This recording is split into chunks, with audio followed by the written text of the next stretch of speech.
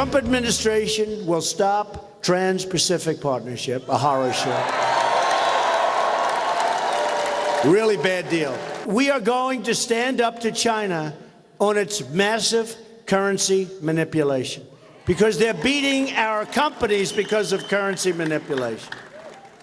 We're going to lower taxes on American business from 35% to 15%. We're going to cut taxes for middle-class families by hundreds of billions of dollars. That was Donald Trump hammering home his positions on the economy and how to get growth back. Will they resonate with voters on November 8th? Want to bring in our exclusive panel this morning from Trump's economic policy team. Wilbur Ross of W.L. Ross & Company is a Trump economic advisor. Peter Navarro of UC Irvine business professor and a Trump economic policy advisor. Andy Puzder is the former CEO of CKE Restaurants, Hardee's, Carl Jr.'s, and a Trump Victory Committee member. And Steve Mnuchin is the Trump campaign finance chairman. Gentlemen, good to see you all. Thank you so much for joining us. Great to be here. Let me kick it off with what Donald Trump just started with, and that was the TPP and the trade deals. Wilbur, you are an international business guy. Right. You have seen dealings with lots of countries, whether it's with steel, right, with commodities. Talk to us about Trump's plans for trade, because I think they scare some people. He wants to redo all the trade deals. They should not be scared, because Trump is not anti-trade. He's anti-dumb trade. And dumb trade is why we used to have a favorable balance of payments with Mexico of $4 to $5 billion a year.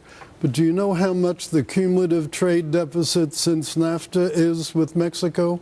$1 trillion. $1 trillion.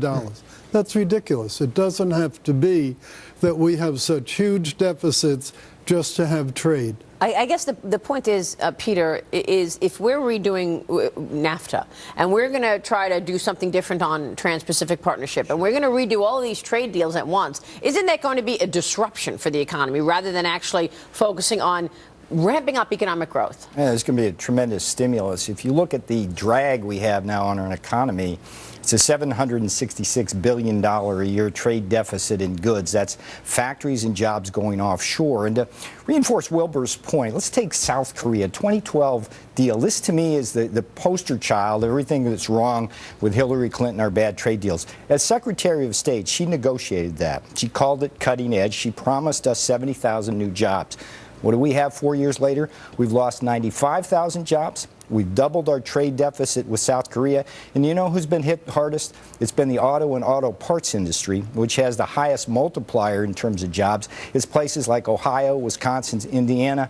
And this is what the problem is. North Carolina, so you're talking to Pat McGrory earlier, it's like North Carolina has been hit since 1993 and NAFTA with all of these bad trade deals. So the idea is Donald Trump's a smart negotiator. The art of the trade deal is to go in and have good deals for the American people, use our position as the biggest market in the world, the most powerful economy, and do what's right for the American worker and American manufacturer. If that's going to include tariffs on goods coming in. Tariffs are only tariffs are only, that is not the end game. They are only a negotiating tool to bring each country to the table to give a good deal for the American people.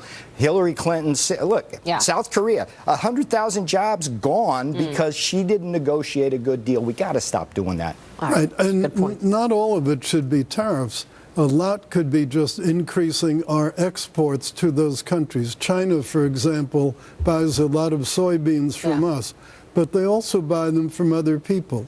If in turn they would just buy more from us, it would help. Same with natural gas, same with a lot of industrial equipment. One of the issues is communicating these stories, but does he have the ground game and the money to actually explain the way you both have in terms of what these policies will mean for people's lives? Stephen Mnuchin, that's your area. What can you tell us in terms of Trump's ground game and what you're seeing out there from individuals, from businesses? You can't find many CEOs that have given Trump money, right?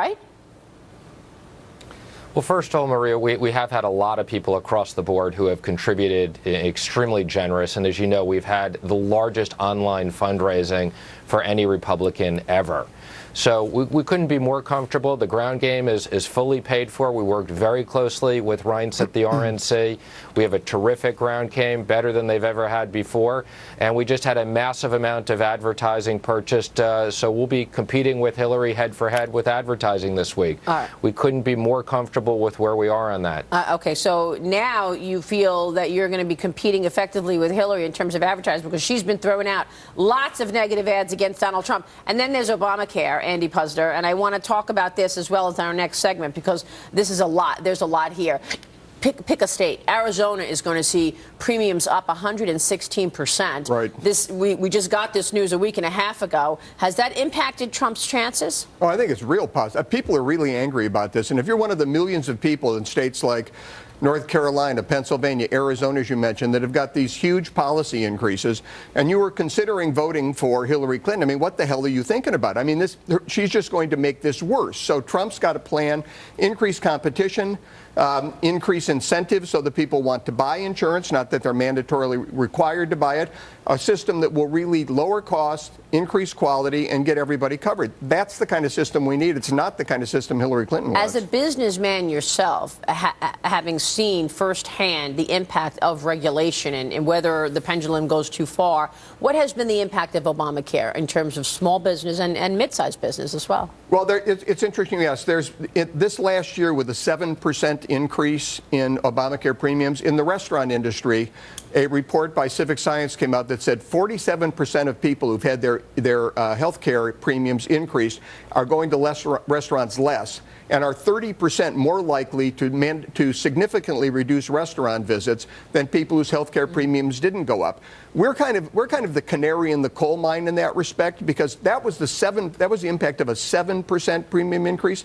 Next year it's 25%. Right. So it could have a real impact on the entire economy. This Obamacare is a disaster. It needs to be repealed and replaced. I want to talk about the other parts of Trump's economic plan. We've talked trade. Next, let's get into tax cuts. Let's get into rolling back regulation and tapping into energy. That's his plan. More with our exclusive panel on Trump with members of Donald Trump's economic policy team, Wilbur Ross, Peter Navarro, Andy Puzder, and Steve Mnuchin with me this morning. Let's go through the plan. Number one, cut taxes. Most important there is a corporate tax rate of 15%, which he thinks is going to enable and push businesses to hire more workers and invest. Number two, rolling back regulations, in particular Obamacare. Number three, tapping into energy. And number four, redo trade deals that have not worked for America. Taxes. It's going to be expensive, Wilbur Ross, cutting taxes that much, no? It'll be not as expensive as anybody models because they're failing to take into account the tax revenues that'll be generated by ending the trade deficit.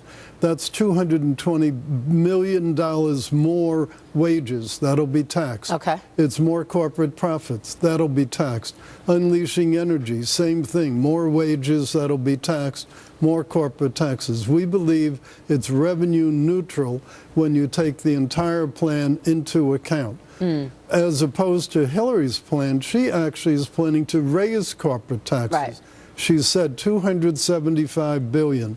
To put that in proportion, that's 7.5% of all business earnings in the country, and it's 1.5% of the economy. That's going to kill jobs. I don't know how you get businesses to raise money and jobs if they're paying more wages and paying more taxes, Peter. Yeah. Look, the big picture here is from 1947 to 2001, we grew at 3.5% year in, year out. Life was good. Since then, we've grown less than 2%. What's the problem? It's taxes are too high. Regulation's too high. It's a true $1 trillion tax on our economy from overregulation. Hillary's shutting down our oil, natural gas, and coal industries and all these bad trade deals, which we've already discussed. What we need to do is go from this new dismal, what they call the new normal, get to 3.5% or 4% with Donald Trump's plan. Yeah. That generates an enormous amount of tax revenues so we can pay for everything we need, plus create 25 million jobs. That's the vision. If you take something like corporate tax and you cut that, We produce in Michigan rather than Mexico. Yeah. Simple as that. 25 million jobs seems like a big number, Andy. Over 10 years. Over 10 years. You think that's doable, and you think 4% economic growth is doable based on what we're hearing here? I think it's absolutely doable, and I think you'll have better than 4% growth with the right energy tax, regulatory, and trade policies. You know, you can't, looking at Clinton's, you can't grow the economy if your tax plan is to redistribute income. You can't grow the economy if your energy plan is to address climate change instead of making America energy independent. And you can't grow the economy if your regulatory plan is to grow the government rather than the economy. I mean, it's impossible. Stevie Mnuchin, we're going to see you soon. We appreciate you joining us this morning. Gentlemen, thank you very much. I'll see you tomorrow morning.